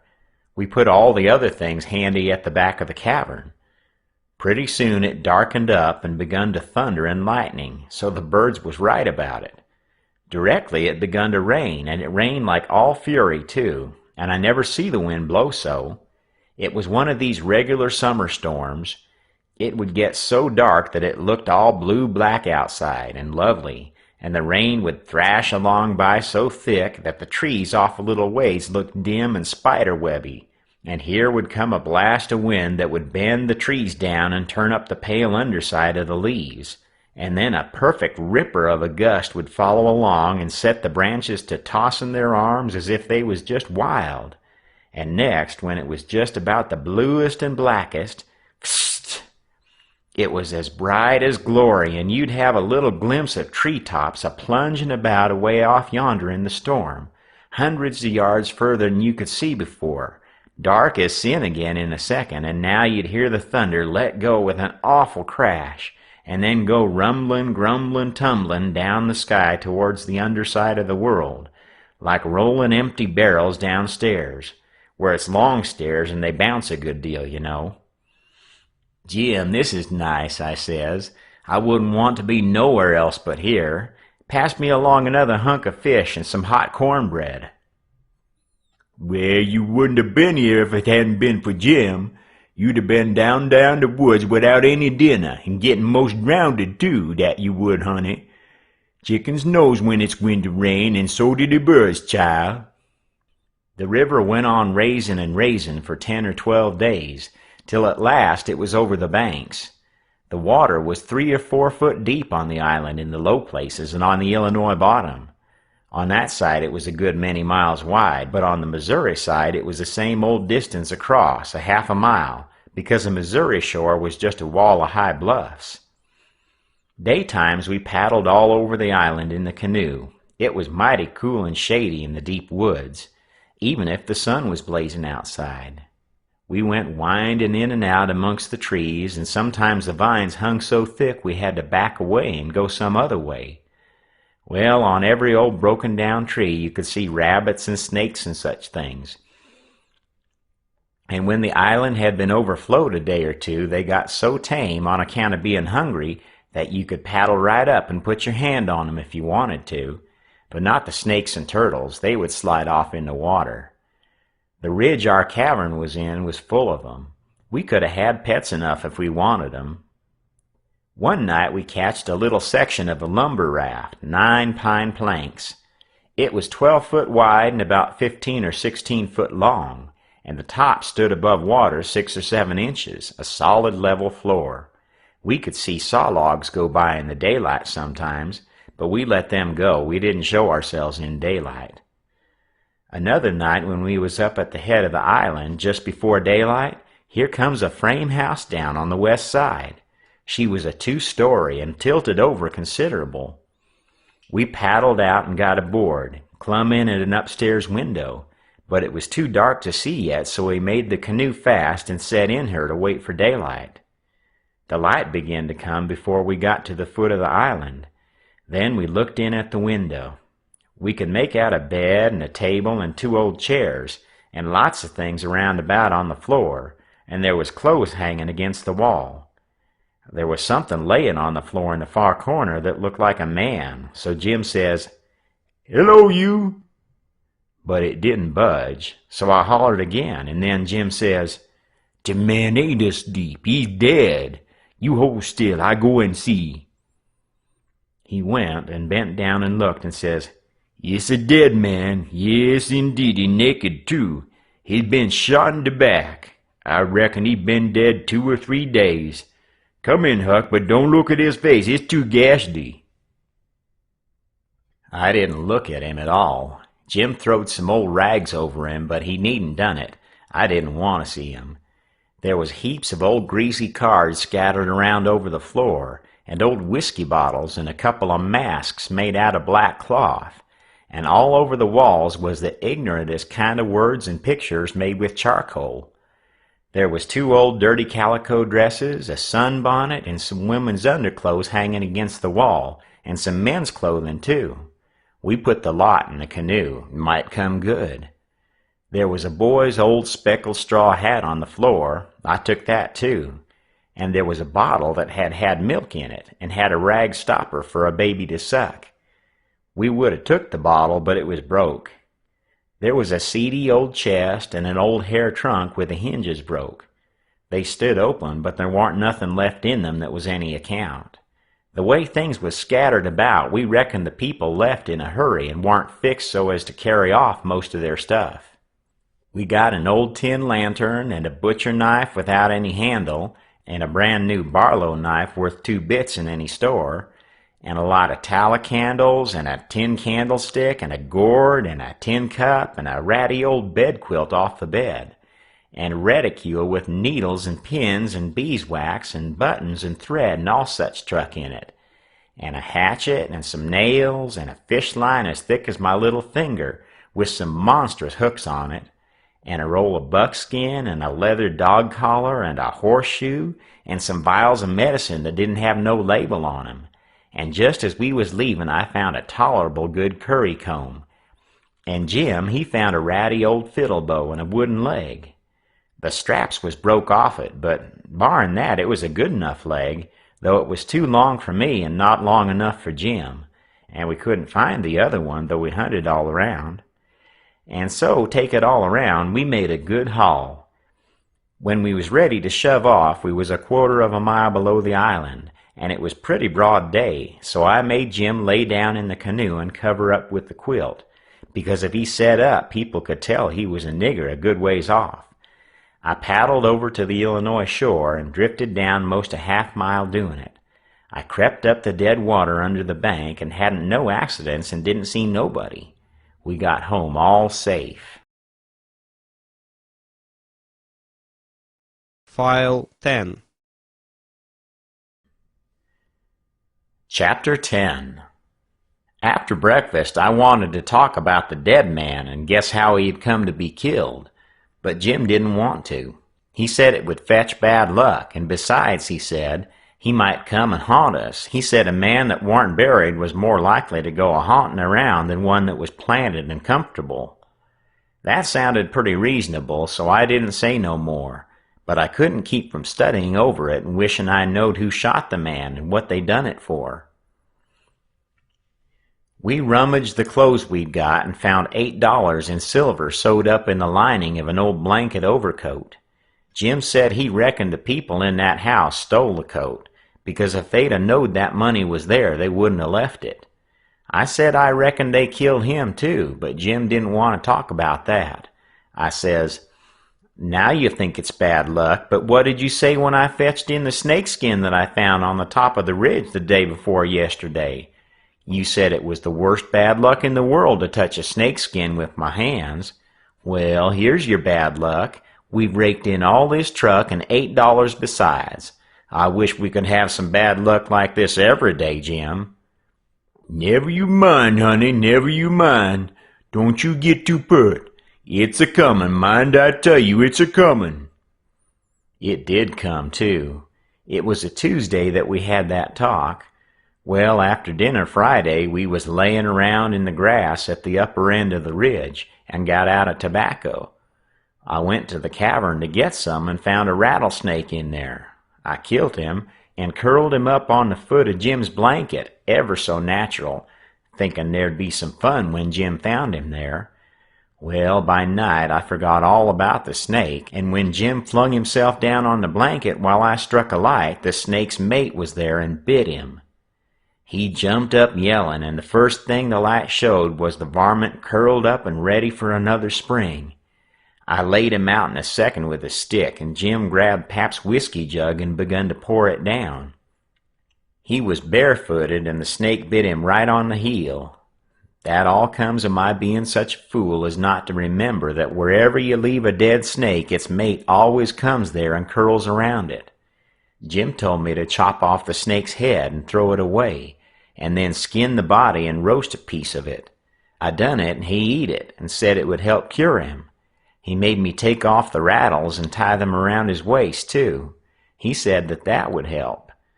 Then I slid out quiet and throwed the snakes clear away among the bushes, for I warn't going to let Jim find out it was all my fault, not if I could help it. Jim sucked and sucked at the jug, and now and then he got out of his head and pitched around and yelled. But every time he come to himself, he went to sucking at the jug again. His foot swelled up pretty big, and so did his leg, but by and by the drunk began to come, and so I judged he was all right. But I'd rather been bit with a snake than Pabst whiskey. Jim was laid up for 4 days and nights. Then the swelling was all gone, and he was around again. I made up my mind I wouldn't ever take a hold of a snakeskin again with my hands, now that I see what had come of it. Jim said he reckoned I would believe him next time, and he said that handling a snakeskin was such awful bad luck that maybe we hadn't got to the end of it yet. He said he'd druther see the new moon over his left shoulder as much as 1,000 times than take up a snakeskin in his hand. Well, I was getting to feel that way myself, though I've always reckoned that looking at the new moon over your left shoulder is one of the carelessest and foolishest things a body can do. Old Hank Bunker done it once and bragged about it, and in less than 2 years he got drunk and fell off of the shot tower, and spread himself out so that he was just a kind of a layer, as you may say, and they slid him edgeways between 2 barn doors for a coffin and buried him so they say. But I didn't see it. Pap told me. But anyway, it all come a-looking at the moon that way, like a fool. Well, the days went along, and the river went down between its banks again, and about the first thing we done was to bait one of the big hooks with a skinned rabbit, and set it and catch a catfish that was as big as a man, being 6 foot 2 inches long, and weighed over 200 pounds. We couldn't handle him, of course. He would have flung us into Illinois. We just sat there and watched him rip and tear around till he drowned. We found a brass button in his stomach and a round ball and lots of rubbish. We split the ball open with the hatchet, and there was a spool in it. Jim said he'd had it there a long time to coat it over so and make a ball of it. It was as big a fish as ever was catched in the Mississippi, I reckon. Jim said he hadn't ever seen a bigger one. He would have been worth a good deal over at the village. They peddle out such a fish as that by the pound in the market house there. Everybody buys some of them. His meat's as white as snow and makes a good fry. Next morning I said it was getting slow and dull, and I wanted to get a stirring up some way. I said I reckoned I would slip over the river and find out what was going on. Jim liked that notion, but he said I must go in the dark and look sharp. Then he studied it over and said, couldn't I put on some of them old things and dress up like a girl? That was a good notion, too. So we shortened up one of the calico gowns, and I turned up my trouser legs to my knees and got into it. Jim hitched it behind with the hooks, and it was a fair fit. I put on the sunbonnet and tied it under my chin, and then for a body to look in and see my face was like looking down a joint of stovepipe. Jim said nobody would know me, even in the daytime hardly. I practiced around all day to get the hang of the things, and by I could do pretty well in them, only Jim said I didn't walk like a girl, and he said I must quit pulling up my gown to get at my breeches pocket. I took notice and done better. I started up the Illinois shore in the canoe just after dark. I started across to the town from a little below the ferry landing, and the drift of the current fetched me in at the bottom of the town. I tied up and started along the bank. There was a light burning in a little shanty that hadn't been lived in for a long time, and I wondered who had took up quarters there. I slipped up and peeped in at the window. There was a woman about 40-year-old in there knitting by a candle that was on a pine table. I didn't know her face. She was a stranger, for you couldn't start a face in that town that I didn't know. Now this was lucky because I was weakening. I was getting afraid I had come. People might know my voice and find me out. But if this woman had been in such a little town 2 days, she could tell me all I wanted to know. So I knocked at the door and made up my mind I wouldn't forget I was a girl.